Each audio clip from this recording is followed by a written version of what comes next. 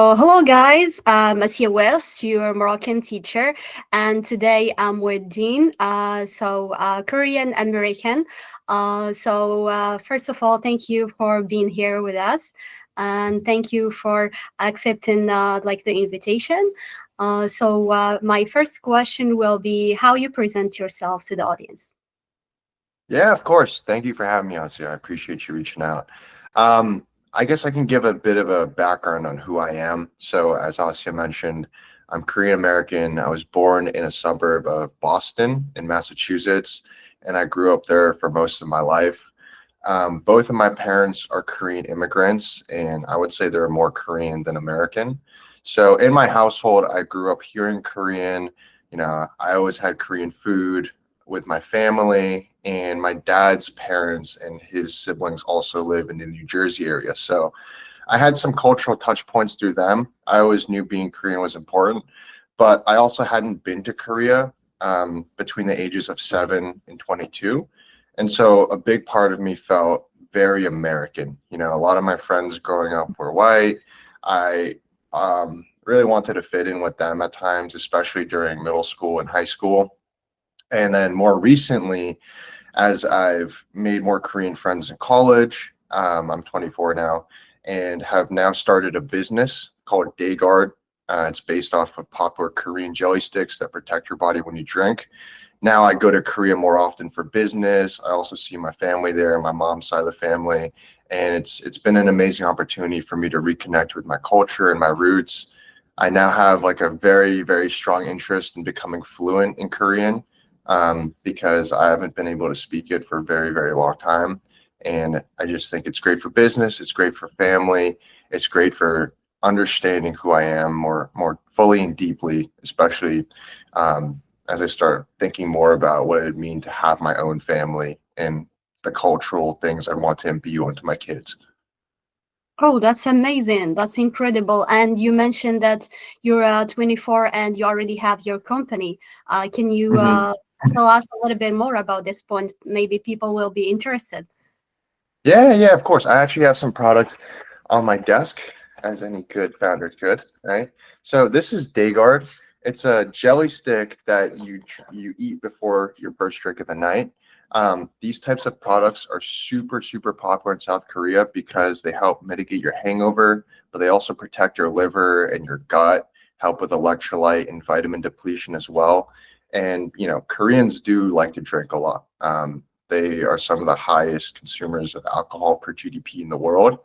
And they also work a lot. And so they Yeah. need to balance like this compulsion to drink and then also their busy lifestyle. So they have a ton of products like this. For decades, it's been like shot bottles with herbal ingredients and beads. In the last few years, jelly sticks have come out and have become super, super popular. There's like a whole culture around cheersing the sticks before your first shot of soju. And when I was studying abroad in Korea, my senior year of college, it was my first time going to Korea since I was 7. So for the first time in 15 years, my best friend from college, he was doing his military service in Korea, and we would hang out together all the time. On weekdays, we'd work out together and get food. On the weekends, we'd do college type activities, like we'd go out to bars and clubs. Yes. And our Korean friends would always give us one of these types of products. They were like, we just don't drink without it. The first time I tried it, I fell in love with it. Super convenient, super portable, delicious. And then most importantly, the next morning, I felt amazing. And I was like, from then on, I was like, I'm bringing this to the States. Like, I'm making my own company. And yeah, it's just been a lot of fun. Definitely Yeah. been one of the best experiences I could have pulled out of that study abroad experience. That's amazing. You have to be proud about it. To have your company at that certain age. And also, my next question will be how you're a proud Korean American and how you manage to see or like to move from the difficulties between being a Korean American. Yeah. No, I appreciate it on the note on building DayGuard, and in terms of what it's meant to me to be Korean American. It's really changed a lot over the last few years, I think. As I mentioned, I grew up in a suburb where there weren't many Korean people at all. It was really just me and my sister and my parents and like a select few in my school system, but I was never very close with them. And both of my parents, in addition to speaking Korean, are fluent in English. And so I never had a real need to speak Korean. And because none of my friends outside of my house were Korean, there was just like a bit of a disconnect between me and like my cultural roots. And that kind of pervaded all the way throughout college, until I studied abroad in Korea. And so for me, growing up being Korean American wasn't always the easiest thing. Like I didn't really understand who I was culturally. I always felt torn between being Asian and Korean and then also being American, because if you're Asian American, a lot of people will not necessarily see you as fully American. So there's this like forever foreigner stereotype. And I think, you know, it's hard not to pick up on that when you're growing up in that environment. I also didn't necessarily understand my culture fully because I couldn't speak the language, and I didn't have peers my age who were also Korean. So even when I wanted to flee from like this sense of like, oh, am I really American? Am I really accepted here? I didn't necessarily have like a cultural outlet for me to like pour myself into and for me to like fall back on. And so it was very confusing growing up because I just didn't know who I was culturally. And looking back, like that was quite stressful. But now, you know, I've had the opportunity to live in Korea as a young adult. I have a business rooted in Korea. My best friends from college are mainly international students from Korea. And, you know, it's just very special to me to be able to connect with my culture very deeply and with a very clear reason for doing so now.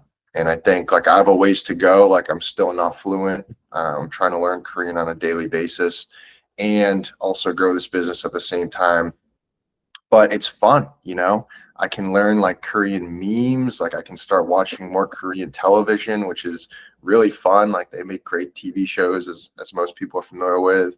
I can engage with sports in a new way because now like I can really look up to like some of these amazing Korean athletes, whether it's in soccer, UFC, baseball, and it's an amazing experience for me to have this now. I think I also appreciate it a lot more than necessarily your average Korean who was born and raised there, just because it's not something I always had growing up.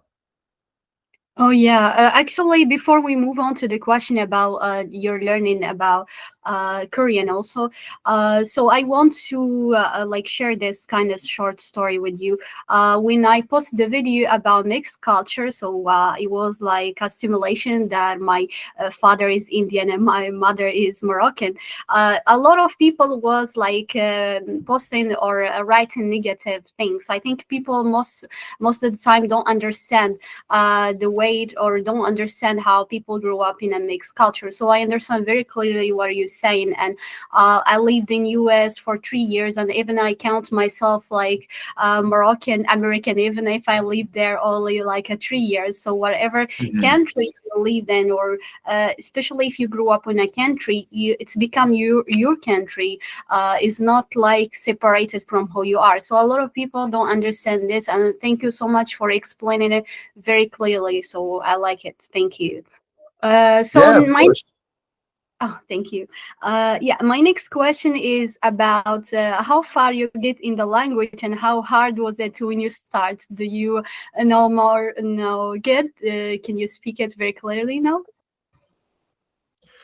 Um, I would say I have a very long ways to go, to be completely honest. Like I had a bit of a leg up because I always understood a decent amount. Like in my household, my mom would speak to me in Korean and I would respond in English. So it wasn't like I started from like net zero.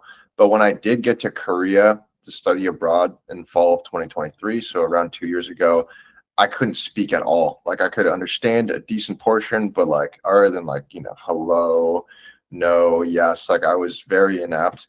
And since that experience, I've been able to learn a lot more just by living there. I try to incorporate some learning into my daily life every day, whether it's watching videos or doing flashcards or calling my parents, or my grandparents, or my friends.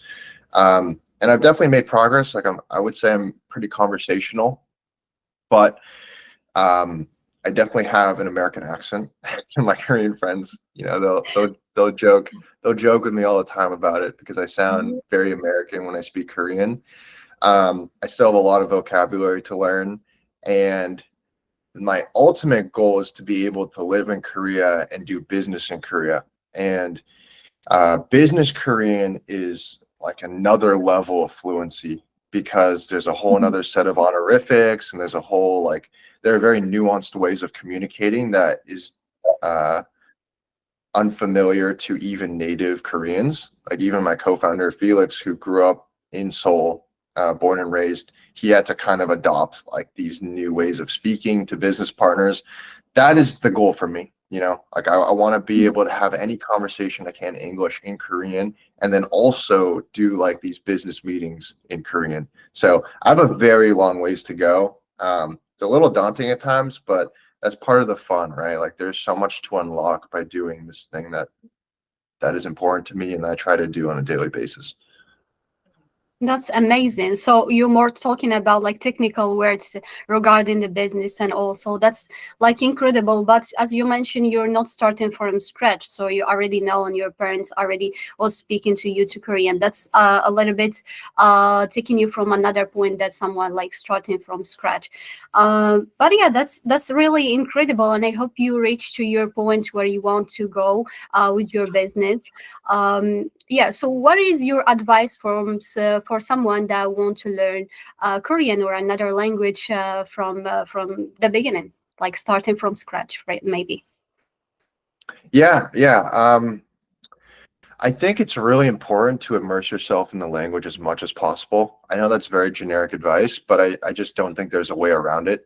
In the beginning, you're going to want to try to formally learn, the very basic building blocks of the language, like obviously the alphabet, very basic conversational words like hi, how are you, what's your favorite food, where are you from, things like that, just to get a foundation. And then on top of that, I think just listening to music in Korean, watching documentaries or TV shows in Korean, obviously there's no shortage of those these days. Even that can just subconsciously tune your brain to become more familiar with the language. You pick up on words from context clues. And then even, if you have subtitles in addition to the Korean, like then you can kind of subconsciously pair certain words to words that you already know in your native language. And I found that to be very, very helpful. On top of that, though, is surrounding yourself with native speakers. I think I could watch all of the Korean TV shows on the planet and I'd still be very, very inept in a lot of ways. For me, what's really important is like actively learning through flashcards, through, reading Korean in books. And then a huge one is talking to Korean people. So I make an effort to call my parents. I make an effort to call my grandparents in Korea and speak with them, because then I can actively recall things I'm learning through TV, through flashcards.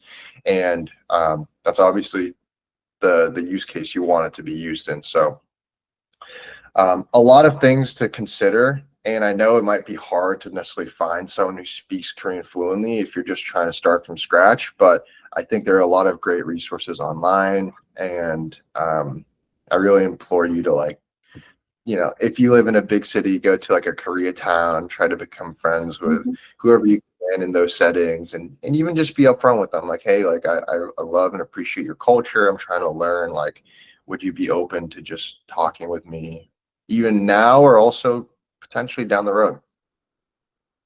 That's great. That's a good advice. But you're living in Korea right now, you said, right? Oh, no, I live in New York City at the moment. Oh, okay. So just like to follow with your saying. So you mentioned go talk to like Koreans and like speak with them in like life in general. So do you think like Koreans accept foreigners if they approach them? I mean, like we hear a lot of saying. So I want to like specific if it's like a thing or no. So. Yeah. Obviously I have a biased perspective because I look Korean and like by blood I'm Korean. So I think like there is a different way they treat Korean Americans versus like people who aren't fully Korean. But from my perspective and from what I've heard, like Koreans are very, very friendly to foreigners, especially if they demonstrate they're interested in learning Korean. Like they really, really like appreciate that and they respect it. And I think at least, just for having a conversation on the street or at a restaurant, like they'd be very open to it. I will say though that small talk is not really common in Korea the same way it is in the US. And so they might seem a little like skittish or like uncomfortable just because they're not used to strangers trying to like talk to them. But that's not to do with them being alienating or uninterested. It's just like, whoa, like I'm not used to someone just talking to me like randomly. Um, but Yeah. overall, I think it's a great place. Like to your point earlier, like I listed a bunch of things that you can do if you're not living in Korea, but the best thing you can do obviously is to move there, fully immerse yourself, and try to avoid speaking your native language as much as possible. Because when you're in like that survival mode, like, oh, I need to learn this, that's just the Mhm. best way to learn. For me personally, like the best way I learned when I was in Korea is that I would visit my grandparents every single week, and I would stay with them for a couple nights, and they don't speak any English. And so even though I love them and I'm very familiar with them, and it's not like I'm in survival mode, I just had no choice but to speak Korean with them. And that really forced me to like develop my vocabulary, develop my grammatical structures. And I think that was just very valuable. So something I want to do too. I noticed that learning Korean in the States is a bit slow for me compared to being there. Mhm. And to really complete my language learning, I'd love to move back to Korea in the next few years, just for the sake of becoming fully fluent. Because I think that would just make things a lot easier for me. That make complete sense. I think I can agree with you because I think I catch a lot of slangs and develop my English, if I can say so, in US, living in US, switch Mhm. my English from Moroccan English to American English. So I it completely makes sense. Also, I think people like learning Korean, especially are catching it through K-drama. I think K-drama is very popular, Yeah. very famous. So a lot of people watching it, and I think in Morocco also we grew up watching K-drama. And also you mentioned about someone to speak to. I want to give this abbreviation about having a teacher also. So when I was learning Korean, I didn't stick to it. I had some time cut off, and I want to return to learn Korean as well. But I had a teacher, and he was very helpful. He teach me like real daily life, like conversation, and then that was amazing. I mean, like regarding your advice, that was very helpful. Like to have someone that is really native in the language and teach you what like the person speak in the daily life conversation. So my next question will be, did you travel abroad? Did you see another countries like Morocco, for example? Yeah, yeah, I've definitely had the privilege of traveling abroad quite a bit. My family's always seen travel as really important for your development and also just for fun, like vacation. So I've never been to Morocco, but I've spent a good amount of time in Europe, like Spain, France, Portugal, Italy. My cousins are actually half Italian, half Korean, and Switzerland. Obviously, have been to Asia. I went to Korea and Vietnam. I also have cousins who are half Japanese and half Korean, so we'll visit my cousins in Tokyo. And yeah, I mean, I always wish I had more time in each of these countries, right? Because it's usually like you're visiting family or you're kind of just stopping by as a tourist. But uh, a life goal of mine, in addition to living in Korea, is living in another nation that's not the U.S. Somewhere ideally with like another foreign language I'd love to learn, because the more I get into it, the more I see how rewarding it is, right? Like you almost unlock like a new level of like being and personality by learning a new language, because you just have so many new touch points with a different culture in a way that you couldn't necessarily engage with your native language. And so I think there's like a ton of value in that. And sometime after becoming fully fluent in Korea. We'll see. Would love to go. Maybe Morocco is the place to go. So you ever heard something about Morocco, Moroccans? You ever had Moroccan friends, for example? I actually don't have many Moroccan friends, no, and I've never been. So to be completely honest, I'm not very familiar with the culture, but Mhm. from what I've seen online, like it just seems like such a beautiful country. Like, you have the beautiful Sahara Desert, you have like incredible architecture in like Marrakesh, and I've always enjoyed Moroccan food. From my understanding too, like um, Moroccans have like a very deep sense of family and like very close familial bonds, which I think is very similar to Asian culture and Korean culture. And I think that's an amazing thing. I just respect and appreciate that in any country, any culture. And so I'd really love to go to Morocco in the near future. That's amazing. Yeah, as you shared, so we have beautiful Sahara, we have like two seas, like we have places that is where like we call it the old Medina, or the places that where is like traditional stuff like Fas, Meknes, like very good to buy stuff like Tachita, Kaftan, I think is very popular among girls. Also, as you mentioned, we have like a lot of similarities between Korea and Morocco. So like such deep value of family, where like we appreciate so much our families. We're even growing up, or we don't like get separated like American style from our families. So we keep living with them, which is very very close to Asian like culture as well. So what you can say more about Korean culture, if you want to like give us more things, so we see how similar is between Morocco and Korea. Yeah, yeah.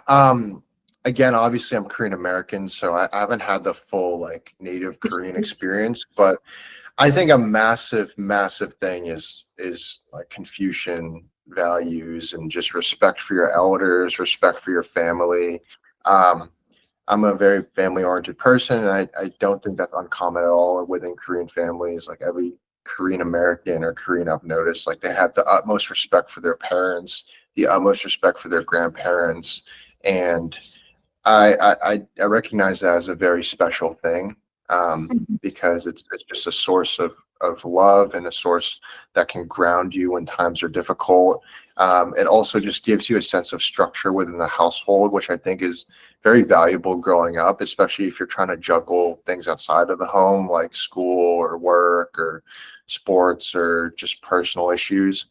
And so I think when I think about what it means to be Korean, that's one of the first things that leaps into my mind, like love for my family, love for my cousins, my aunts, my uncles, and whatnot. And I would say that's a pretty consistent theme in Korean culture. Um, I think other things about Korean culture, um, I mean, obviously, I love the food. Like, there's just amazing food options throughout Korea. They tend to be relatively healthy as well, and so I could eat Korean food every day for the rest of my life and be very content. Um, I think Moroccan food is also kind of similar in that it's relatively healthy, comes from whole ingredients, and it just hits like all of your nutritional needs while tasting delicious. I definitely enjoy having Moroccan food, and I'd love to have more options around me. Um, but were there more specifics about Korean culture? Because there are more things that I can touch on that necessarily might not be as similar with Moroccan culture. Can you repeat your question? Because I was thinking about like food, Moroccan Oh, food. yeah, yeah, yeah, yeah. Well, I I was get gonna say, angry. those are the things I imagine are very similar between Korean and Moroccan culture. But there are obviously other cultural nuances to Korean culture that I'm happy to go into. I just don't necessarily know that there's a corollary to Moroccan culture. Yeah, actually, Moroccan culture like is close to many other culture, especially Asian ones. Since, like for example, either Indian or Korean culture as well. So as you mentioned, a lot of healthy food, which is like ingredient between vegetables and meat, and Mhm. some like sumu, such like couscous, or most of the time the difference that is between us is we like don't eat rice, so instead we eat bread, so everything with bread. I think also we drink tea as you guys, so much appreciation of tea. So that's include in general. And also, so people that didn't hear, I think this year, or I guess last year was this year, so was like Morocco win the cuisine of the world. So was that's like an honor about it. And such you mentioned like Korean also cuisine. So a lot of people in the world appreciate like Korean cuisine with noodles, and like a lot of people trying to make it at home, even with simple ingredient. I know it's take like very carefully with a lot of ingredient to make it and make it very tasty. But yeah, so I tried it many times and it was very good, and I like Korean like cuisine as well. And I was also Hmm. going to say, you can try Moroccan cuisine. I know in US there is no much options, but I think there is some places where you can go try, or you will be interested in such thing. Yeah, yeah, definitely. Like I said, I love Moroccan food. I think it's like the perfect dinner food, you know? Like it's not too heavy, but it's also very satiating. I think the flavors are amazing too. Because I think it the Moroccan dishes I've had always combine like sweet and savory in a very nice way. Like sometimes there'll be dates or like raisins in the food in addition to like more of like a savory sauce. A lot of lamb dishes. Like I just find that food very delicious. And Korean food is less about combining sweet and savory. So it's Mhm. something that I very much appreciate. Actually, it's good you mentioned that, because one time I had an interview with a Korean friend, and he mentioned the tea. So with tea, in the tea we put sugar. So he mentioned that in Korean culture they don't put any sugar. So he was like a surprise for him that we put sugar in the tea. Yeah. Hmm. So I would agree. Hmm. so how is that like for you with combining with like American culture and Korean culture? Is it like so hard in your daily life to switch between like Korean culture in either in the food or Korean like culture, or is it like a simple thing would you live with like normally? I think food wise, like pretty used to it, right? Because my parents would cook Korean food and more American food. Like we'd have like pasta or just like some meat with veggies and mashed potatoes. Like we would kind of switch it up. Um, I think like our Thanksgiving and Christmas dinners really sum up how I Mhm. grew up eating, because there's like traditional, like you have your turkey, mashed potatoes, gravy, or like a roast chicken or something. And then you'd also have Korean pansan, which are like side dishes, so like kimchi or like cheese corn or whatnot. And so I think the food is very simple for me. It's kind of just what is readily available to me as well, even though I do prefer Korean food. I think culturally though, it's a bit different, because while I've really developed like this appreciation for Korean culture and have made a lot of Korean friends in the last few years, I didn't grow up like that. And so I'm also very comfortable with people of all backgrounds. Like my childhood best friends are Jewish or Lebanese or Indian or just from all types of backgrounds. And so I think uh, in that regard, like I just have a lot of like interest in meeting people of all types of backgrounds. I think a lot of Korean Americans who grew up in very Korean dense pockets of the nation, like in Southern California or New Jersey, they grew up around Korean culture and most of their friends and peers were Korean. So it's very easy to stay within those bubbles. And there's nothing wrong with that. But just because I grew up without many Korean friends, it's uh it's always been second nature to me to just make friends with anyone, whether they're white, black, Mhm. Indian, Hispanic, Korean. And so I very much appreciate that. I do think though that how I act around Koreans and non-Koreans is a little different. There's actually, it's funny because like you'll see memes on the internet of like people like my personality when I speak Korean versus speak Mhm. English. I think generally when you're like with Koreans and you're speaking Korean, there's like there's just like a sense of 공감, which means like kind of like emotional relatability. So there's that one piece that you can really only get from people from your own culture.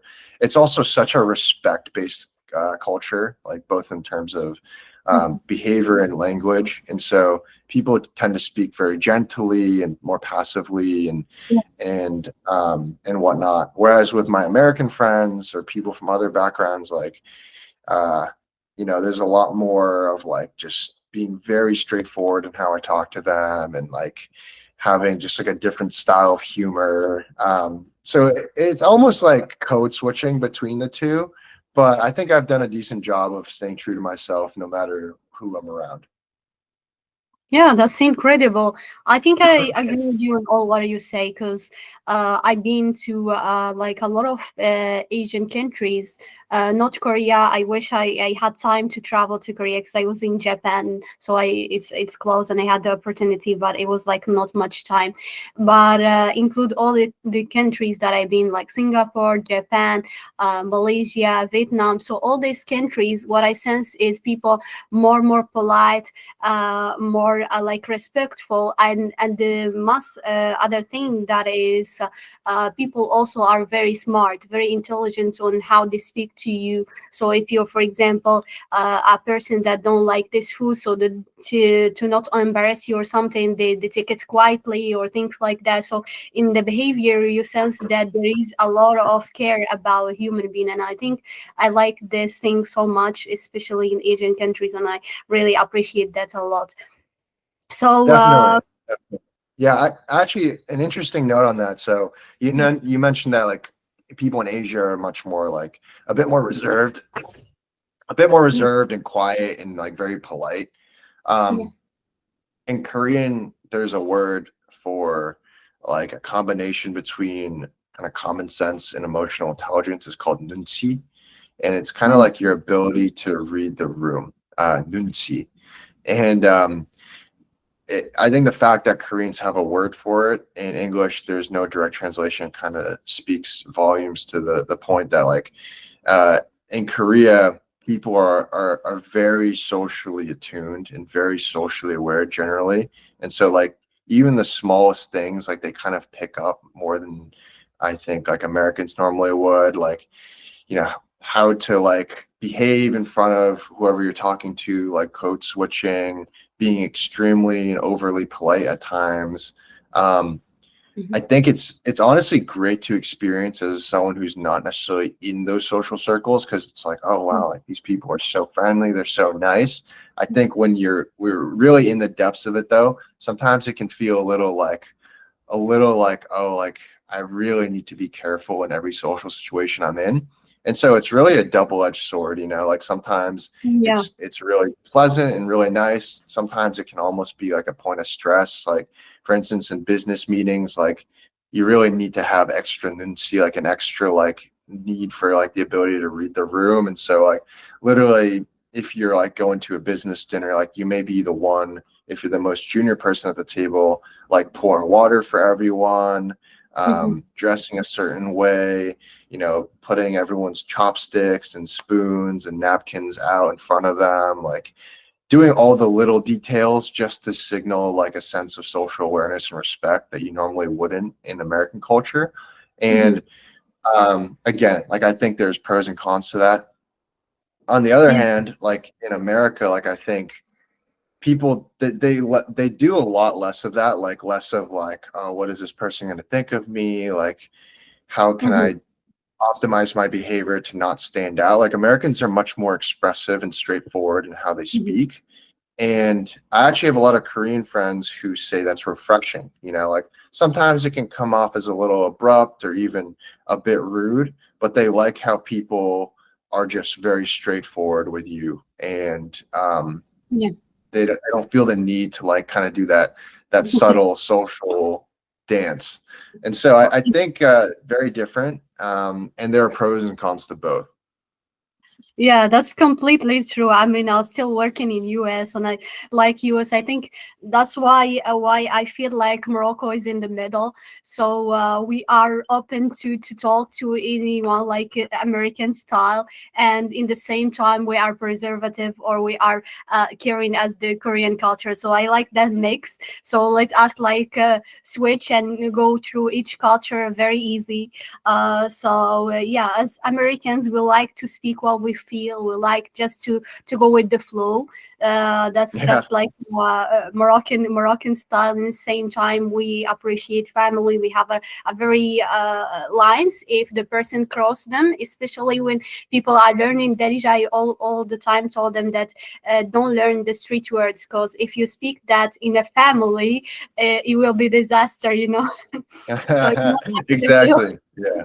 So it's Hmm. not acceptable. So you have to know which place or which direction you're going through. So Hmm. yeah, I will not take much from your time. What would you like to say to, for example, a Moroccan that want to travel to Korea or America? Let's say just like both, because you're a mixed culture. Yeah, I mean, I think, like I said, I think travel is one of the best things you can do for your mind and your soul. And I think both places are amazing to like learn more about, very specific world cultures, and then also to like reflect on what you have and what you should be appreciative of. Like every time I go to Korea, I'm very appreciative of what I had in America and like the fact that I grew up there. Whenever I'm in the States, I kind of miss Korea. I'm like, wow, like I really love being there. Like there's a part of me that I really appreciate I grew up with. And so I think if anyone wants to go to Korea, personally, I think Korea is a little more fun to visit. I'm just being completely honest, but that could be my bias because I grew up in the States. Yeah, I mean, like I said, like definitely make an effort to speak to some of the more native Koreans, especially in more like tourist oriented areas of Seoul in particular. Like Itaewon is a really good spot for tourists. Um, Another is like Hongdae, and another is Apgujeong. Like these are great areas to like socialize, go out, meet Koreans. Like people will be very welcoming to you, and there's amazing food options in all of them. Um, I think if you're coming to the States, like again, I'm biased, but I think you should come to New York City because that's where I live, and I really love this city. I think it's an amazing like melting pot of every culture ever. Like you have people from all over the entire world. Like every language is spoken within these five boroughs, and there's amazing options to go out, great museums, and um, I think it's kind of like your quintessential like wow, I'm in America experience. And the weather as well, not so hot as California weather. I, Yeah, I mean it's hot in New York, don't get me wrong, especially in the summer months. But I think if you come to New York in like May or like end of the summer, fall, it's just an amazing place to be. I really love and appreciate being in New York City. That's great. That's great to hear. So before we end our interview today, so I want to say like thank you so much. But before, what is the word you want to say to Moroccans? What is the word you want to learn in Darija? So I can tell you. If you want to tell them like welcome or my name is or Yeah, how would I say thank you? shukran, Shukran. shukran. Shukran. All right, Yes. well, Asya, shukran for having me. I really appreciate you reaching out, and yeah, I mean, I'd love to go to Morocco. I'll definitely have to hit you up for like travel recs next time Yeah, I take a trip there. and today you have a Moroccan friend, so welcome. I hope Yeah, to come. I love it. I love it. Shukran. Thank you so much again, and we really appreciate your presence today. And we hope to see you in next podcast. Why not? Thank you again, and see you. Bye. Take care Of of yourself. course. Yeah. Thank you, Asya. Thank you.